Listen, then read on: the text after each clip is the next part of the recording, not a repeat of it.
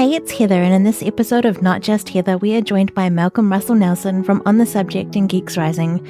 We met through Geeks Rising, but Malcolm is incredibly passionate about comics, and we hope that you enjoy his stories that he has to share from his journey. Hey Malcolm, thank you so much for joining me for this episode. It is amazing to have you here. We have an awesome connection through Geeks Rising and the podcast On the Subject, but welcome. Thank you. Thank you for having me. Oh, you're so welcome. I have loved being a part of Geeks Rising with you. You are an amazing, creative, passionate, intelligent person who knows so much that I don't know, and it blows my mind. And I just love hearing you share that and all the things that you do. Well, I thank you. First off, I just know all the dumb, trashy things, though. To be fair, I don't know anything of importance. I can barely do basic math, but I know a lot about comic books, so there's that. That's one of the big connection things I wanted to talk to today, because your love of comics and your connection to them is a pretty big part of your life, really. Yeah, it is huge. Yeah. Do you remember when you started getting into comics? My parents and grandparents bought me some comics every now and then when I was younger. Mm-hmm. I used to live in New York when I was a kid. I distinctly remember driving from New York City to Long Island in my aunt's car, because Long Island is where it's one of the side boroughs. It's where my grandparents live. And so driving there and then driving back home, we stopped at a gas station and my grandparents got me a comic, a Spider-Man comic, because I was, it's a long ride and I was 4, I didn't want to do it. You know what I mean? So I remember that distinctly. And then I was super into Star Wars and stuff. So I got into some Star Wars comics, that they my parents and grandparents had got me. My dad used to be kind of into comics a little bit when he was a kid and had some, but really it started for me about the year 2000. Okay. That's really when it started for me. I lived in Arizona at that point and had a library open up pretty close to my house. Yeah. So I could just walk to the library. It was a 20-minute walk to the library, so I would walk to the library all the time, on weekends and stuff, and check out books, because I loved reading books. I had gotten super into reading just novels and young adult stuff. And, I loved reading books. Awesome. And I started branching out into comics because there was a cool comics section over at that library. And so I started getting into some of that, and then just checking out some stuff there. And then I started seeing them in supermarkets as well, because at that time they were still being sold more in supermarkets. So, Fry's or, regular Kroger, whatever. They would have a little comic section over at the magazines. And I picked up a book off there, which was called Ultimate Spider-Man. Uh-huh. Which is funny because Spider-Man's not my favorite superhero, but a lot of my comic love comes from Spider-Man, which is really interesting. Yeah. So it was Ultimate Spider-Man. It was one of the early issues, and I read it, and I was like, this is awesome. Ultimate Spider-Man is part of this initiative that Marvel did in the year 2000, where they tried to say, okay, Marvel comics have been around since the 60s. These characters have been around since the 60s, but what if they debuted now? What if there was, what if Spider-Man was 16 years old in the year 2000? Mm-hmm. What would that look like? What would it look like if the Avengers were just getting together now and Captain America woke up in the present, yada, yada, which wound up being a big inspiration for the Marvel Cinematic movies and stuff like that. But I picked that up. I picked up Ultimate Spider-Man. I was like, this is amazing. I love this. And I tried to get I tried to keep reading that pretty constantly. Unfortunately, I was a criminal and would read them in the supermarket as opposed to buying them because I was 10. And so I was a thief, and I will fully admit that. It's funny because that's actually my favorite comic series of all time. It's the one that as soon as I could, I made sure I got every issue of, and I have every issue for Ultimate Spider-Man just sitting in my closet right now. Wow. In some short boxes, because it's my favorite book, because it's the one that got me into this. And without that series, I guess I wouldn't really be here. Yeah. I wouldn't have a lot of the connections that I have. I wouldn't have the job that I have. I wouldn't have, the girlfriend that I have that I got through that job. There's a lot that my life would be entirely different. Whoa. Which is really interesting. That is super interesting. My goodness. Yeah. I'm so glad that you found them and have gone on this journey, and that you're able to enjoy them, and you've got all the copies. That's amazing. My comics that I first read were actually from the school library, because I didn't see them in fuel stations, gas stations, or supermarkets. Yeah, I know what you mean. But then they had asterisks at the library and at school, and so they had a clearance sale of books, and I picked that one up, and I still have that one. It's battered and bruised and ripped. That's hilarious. But I love it. And yeah, it's not my favorite comic in that it's just a piece of memory history, I guess. I don't think Asterix is anyone's favorite comic, to be honest, but I think that everyone just has like that kind of knowledge of it. It's one of those things like Asterix was never a really big thing over here in the States, but I think everyone kind of knows what that is. You know, it's kind of like Tintin. Like everyone knows what Tintin is, even though Tintin never really exploded over here. Everyone has some kind of knowledge of Tintin. Like it's one of those staples. Yeah. My knowledge of Tintin is just from the TV series. I had never seen the comics. See, okay, same. That was really where I started loving Tintin, was that show. Yeah. Which is weird. Wow, that's awesome. And so, like you said, you've got your job now is heavily focused on comics, really. Yes, I am a manager of a comic book store. And do you know what? I don't know physically where one is. That's terrible, but I Really? Yeah. I'm sure they're in Auckland and Wellington, like the bigger cities, but I don't know where one is that I could go to. Yeah. So I've just only been able to have the online shopping experience to try and find some. That's still very important. I mean, as a person who, you know, works and runs a comic book store, like the online presence of a comic community is very important. That's honestly how I got every issue of Ultimate Spider-Man was through like online lots and stuff because I couldn't find it in stores. So, I mean, it's important. It's a helpful resource. I can never fault somebody for that. Yeah, absolutely. I love that it's a possibility. And I just had a really cool experience with one that's based in New Zealand, and they packed up my order real quick and it was all packaged beautifully and securely. And I emailed them and said, hey, just wanted to let you know what a great job you guys did and how amazing it was. And they're like, oh, thanks so much for messaging us. We're so happy that we made your day. And it made our day to get your email. And it's just like, squee. That's awesome. Yeah. And then I've had another one where it took a long time and I was just kind of like, meh, what an experience. Yep. But I got the books that I wanted, so, you know, who cares? But at least you got it. I totally get that. Yeah. You are my inspiration in a way because listening to you talk about comics and stuff, and you introduced them to me when we did the Serenity episode for On the Subject. You mentioned about the Greg Pak series of the Firefly comics, and I already invested in Firefly heavily. So see what research I could do. And I found some. Yay. Yay. Yay. I'm so glad. And you're liking them? Absolutely. Love them. It is very good. Greg Pak he's a great writer. He's been in the comics, like mainstream comics biz for like 20 years now. He's a great writer. He's very good at fleshing out characters, especially like the characters of less known people, you know? I think his work on those books, especially like, I think he gets Jane perfectly. There's not a lot of Jane in those books, but he is perfect. It's wonderful. I could hear the characters when I was reading them. I'm like, this is exactly like as if I was watching it. That is exactly it. It's funny. A long time ago at this point, licensed property comics were not very good, you know, because you could never really hear the voices. I always hated, even as a kid, I mentioned like I like Star Wars comics, you know. As a kid, I hated that they didn't feel like the characters from the movie. Yeah. Luke Skywalker is my favorite Star Wars character. And in the comics, he never felt right.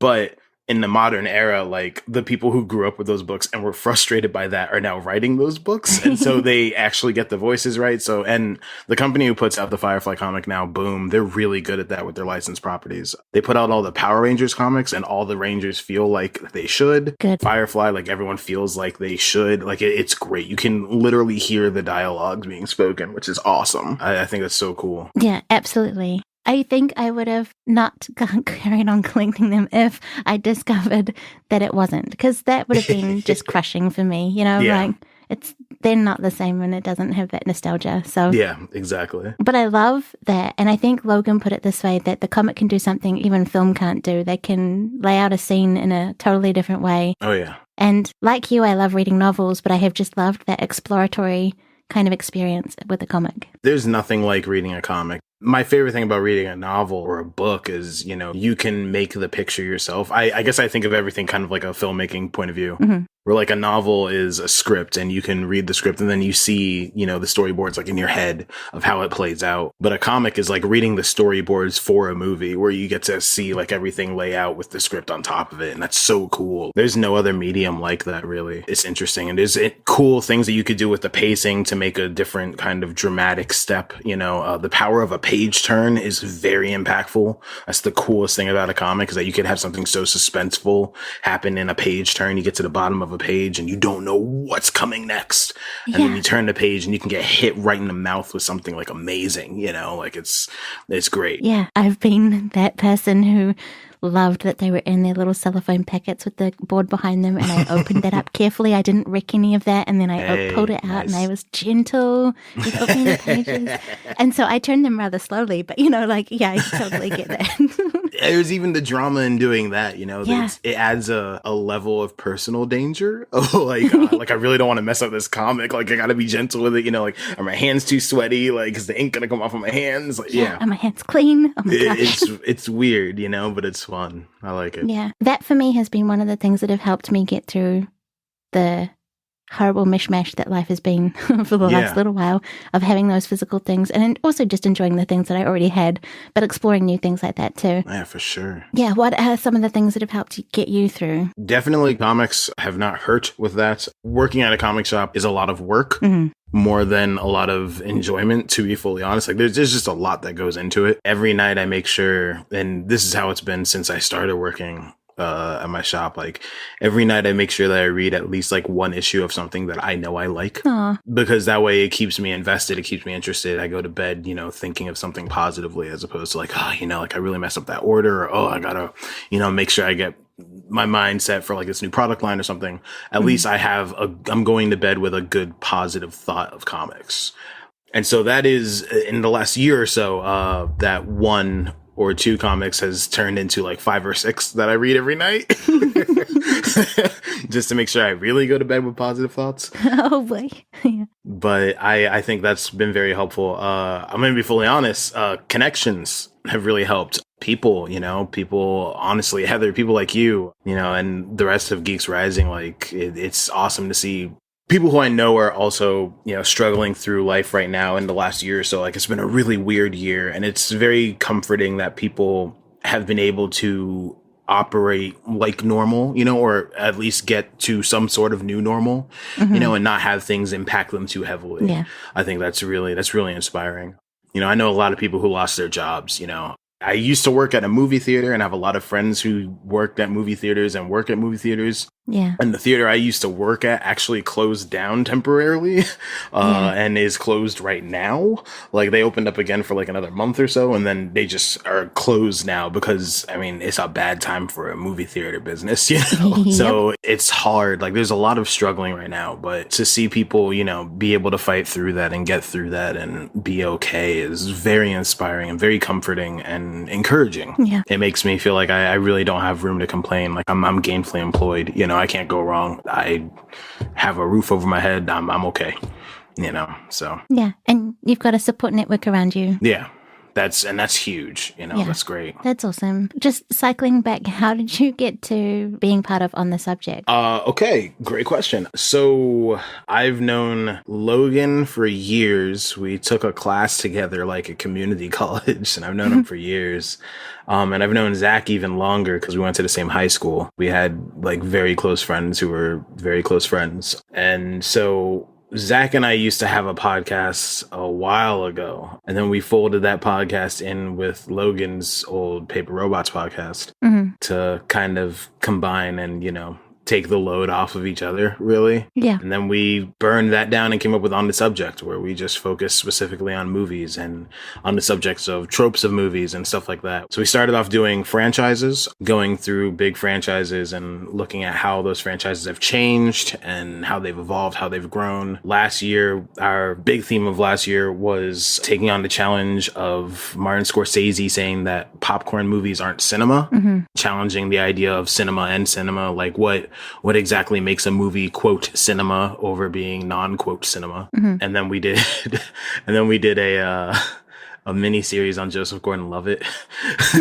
which was a weird thing, but that was fun. And then here we are now. We're looking at like adaptations to film of like TV shows that are adapted to film, and how does that change the perception of that franchise? Like, does that enhance the experience? Does it make it better? So on and so forth. And we got some other stuff cooking, but cool. Yeah, they're my brothers. Aw, that's amazing. That's also what I said when I did the Kaylee Fry or Jill State cameo thing for you guys, because yes, I wanted to share something with you to let you know just rather than me saying, hey, I really appreciate you, Malcolm, but do something a little bit extra special. And I said to her that you guys are like my brothers that I never had. You absolutely are the sister I never had. Yes. Absolutely. That was so cool, by the way. That was such a complete surprise. Thank you again. That was so awesome.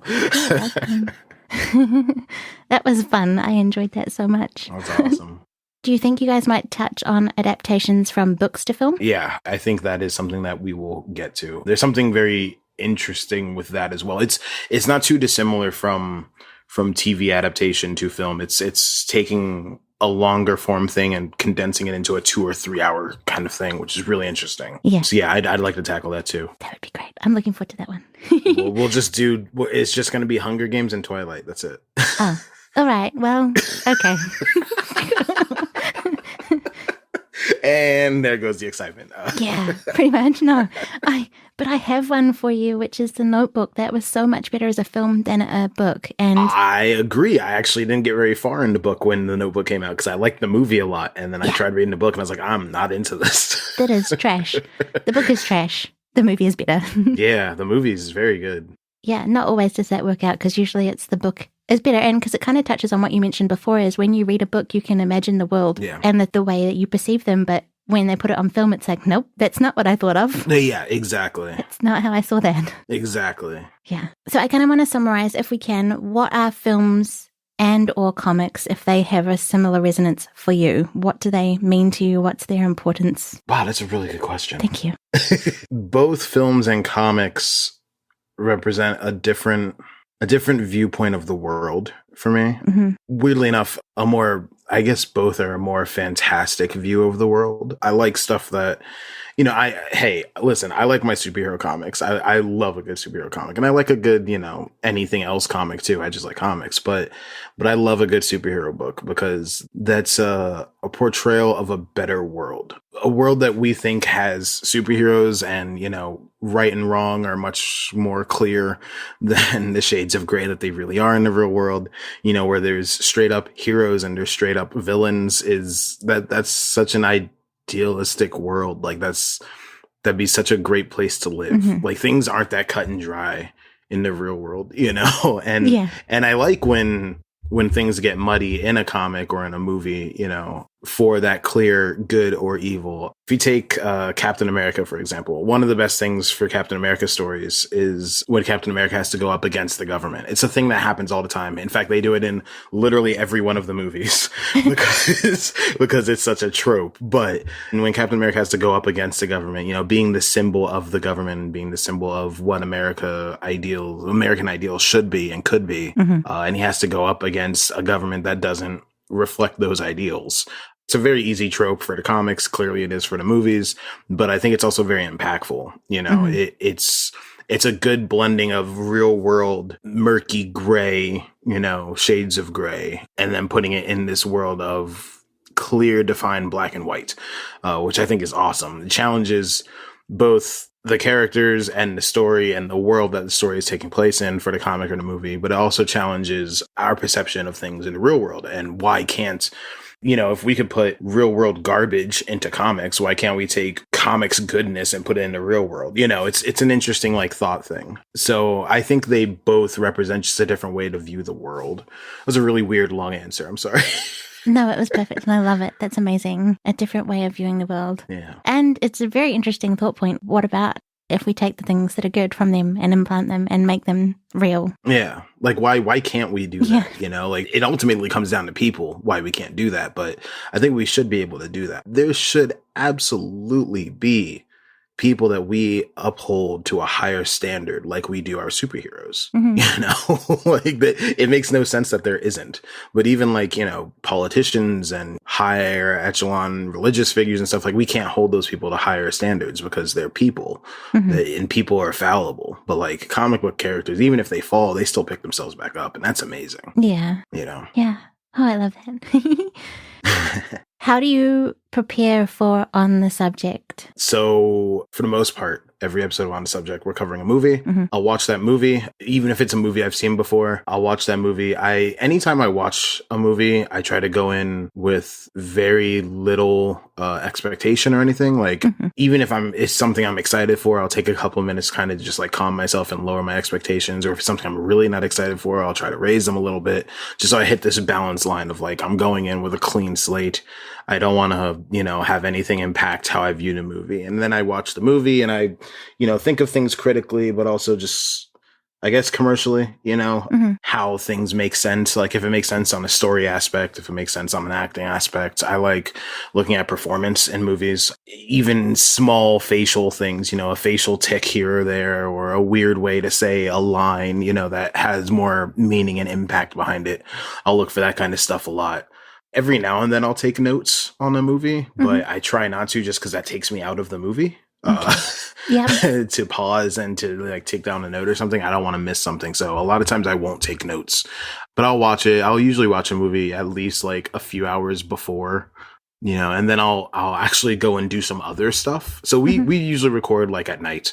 Yeah. So on like a Thursday, since my day off, I'll watch the movie like in the morning, take a few hours, do some other stuff, like do some cleaning around the house or, play some video games or something, and be thinking about it in the back of my head, like thinking about, the movie and what I thought on it and stuff like that. And then I'm ready to record. I have a few points to talk about and stuff and go from there. Nice. It kind of like ruminates for you for a little while before you record. That's amazing. Yeah. I want to live in it for a little bit, because I hate watching something right before I record, like immediately before, because then I don't have enough time to really think about it. I'm too fresh off of it. So if it's something that I'm really high on, I can't think about it critically, really, like in a fair way, because I'm really high on it. And so, if it's right after, like I'm still just feeling the excitement of watching it. Yeah. But if it's a few hours later, I've at least come down from that excitement. I can think about things more critically, and I can look at things and be like, okay, this was a positive, this was a negative. Yeah.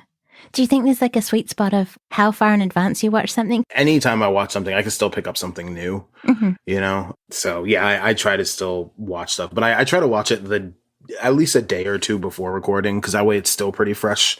Yeah.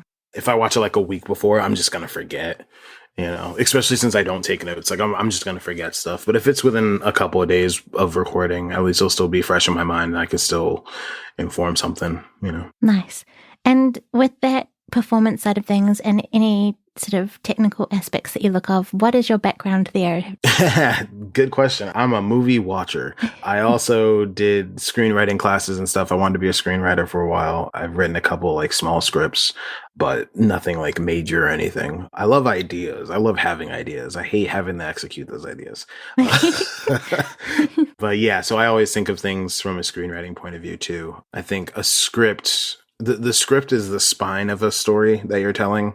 Now, I mean, there's a lot of ribs on that spine. There's the acting, there's the visual effects, there's the sound editing, there's the score, there's a lot of pieces that go into a movie, but the spine is going to be the script, is the just general concept. And if that spine is weak, then the whole body's just going to fall. So I look at that a lot too. I also just love reading scripts. Like there's some movies that like, I love those movies as a movie, but I really love those movies as like a script. Tarantino movies, often a lot of fun reading those scripts. Those scripts are very good, very interesting, very laid out. Yeah. How do you get to read the scripts? You could just go online and just look up the scripts. Okay. A lot of scripts are just, just public access. You just go online and read the scripts, which is cool. Yeah. Every now and then you can find a script for a movie that wasn't made, which is really cool. Fun. Yeah. But yeah, I like reading scripts and screenplays. They're interesting. In terms of the films that you watch, Malcolm, keeping track of them, do you use Letterboxd mainly for that, or is there any other thing that you use? I do use Letterboxd mainly for that. Every year I try to use it more, and I always wind up failing. Like last year, I just didn't put anything on there, and I just was like, okay, I want to make a conscious effort not to put anything on here. But this year, I'm trying to actively use it just so I remember by the end of the year what I've all seen. Because it's very hard to remember, like, especially like in December, or whenever we, on the subject, like do our like award show of like, hey, performances of the year, all that jazz. It's hard to remember like what I watched in January, especially given that's why I just decided last year I wasn't going to do it. Cause especially given the last year, I barely watched anything. Like I just didn't. And anything that I watched, it was mostly stuff I had seen before, or stuff that we covered on the pod. So I have a record of, what I watched. But yeah, I'm just trying to, honestly, it's for my mind. Yeah. It's a weird memento mori, I guess. But how do you find you on Letterboxd? That should also be Captain Malcolm. CapnMalcolm. Awesome. Cool. And what do you love about podcasting? If you do love anything. I do love podcasting. Boy, that'd be really funny for me to reveal. Like, I actually hate podcasting. It's the worst. I didn't mean to set you up like that. I'm sorry. Should I re-ask the question? I say, man, I feel like I'm on the news. You got me. I was just waiting for this moment.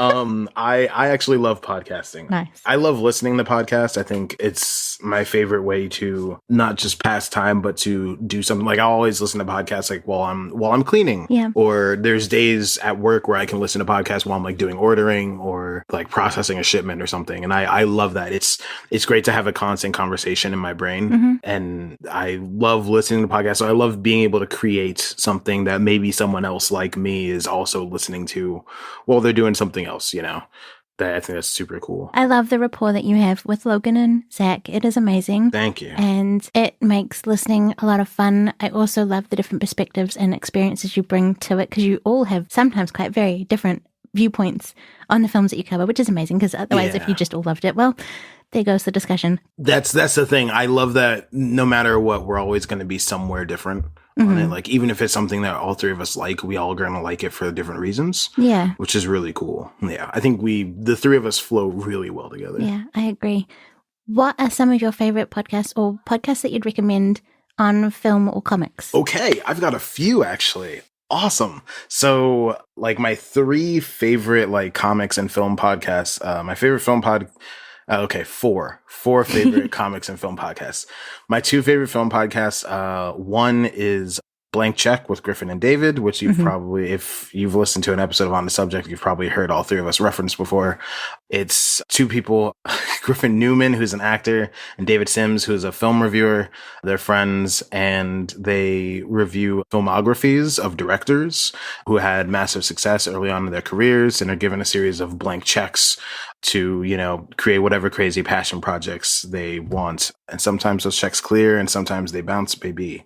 And so I love listening to them. They constantly have like really interesting filmmakers that they cover. They started off with like really big ones. They did like M. Night Shyamalan. So they go through like his filmography movie by movie.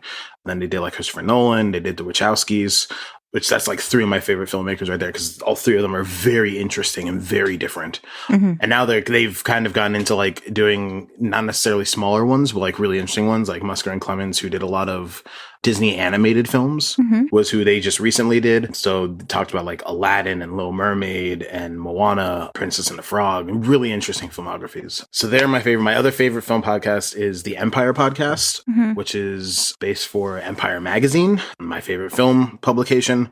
And I mean, they talk about, like current stuff. They have like a news segment. They have a couple of interviews with creators or actors or whoever who are going to be in whatever they're reviewing for that week. And they'll do like movie reviews for the week. But I love Empire Magazine. That's basically what their magazine is. And I think they're all pretty awesome. So that's my two favorite film podcasts. My two favorite comic podcasts, Geeks Explained, which we mentioned earlier. It's my boy Eric Azana, and he covers a lot of comic stuff, but a lot of like kind of just geek pop culture in general. Yeah, I mean, he has like some stuff on like wrestling and some stuff on like the cartoons. And this week's episode, as we're recording, actually, I was just listening to it before we recorded. He has his top 5 favorite like comic book cartoons, which is a really great list. I'm also biased because I'm sort of on there a lot because he's my buddy. So I realize that's a fully biased thing. The other comic podcast, it might just be my favorite podcast right now in general, is Cerebro, which is an X-Men podcast. It's this guy, Connor Goldsmith. He's a book publisher. And every episode he goes through the history of an X-Men character, their entire like publication history. We'll have a guest on who loves that character, and we'll talk about the character with them, and they'll talk about like high points of the character's history, low points, where they want to see the character go, like in the future, stuff like that, which is awesome. It's literally like my favorite podcast right now. I think it's so good. Yeah, I just love it. I love the X-Men, and I love learning more about them. That's cool. Thank you for sharing those. Yeah. Thank you for giving me the platform. You're welcome. I had heard of some of them, but not the Cerebro one, so that's awesome. Awesome. Yeah, it's a big favorite of mine. It's newer. He started that during quarantine. Yeah. So I think it's only like 30 episodes in, so it's really only been out for like 30 weeks or so. But I love it. It's so good. That's cool. What challenges have you faced when creating podcasts, for example, and how have you overcome those? So this goes back to when Zach and I first started our podcast. Mm-hmm. I guess the biggest hurdle for me is I need someone else to do it with, because that someone else will A, keep us on a schedule, B, give me someone to bounce off of. Which I think is really important for a podcast. I think the bounce back dynamic is really good. It's something that, going back to Geek Explained, like I love that. Eric mostly does it by himself. Like there's large portions of, like, every now and then he'll have a guest on, or, you know, a round table kind of thing, but he mostly does it himself. I don't know how he does that. Like, that's incredible. Like, yeah. I don't know how you do it, Heather. Like, that's incredible. Like, I could never just, you know, do it by myself. That's so much. That's so much work. I'm just lazy. Yeah, it's hard. That's why we're here together, you see? See? Exactly.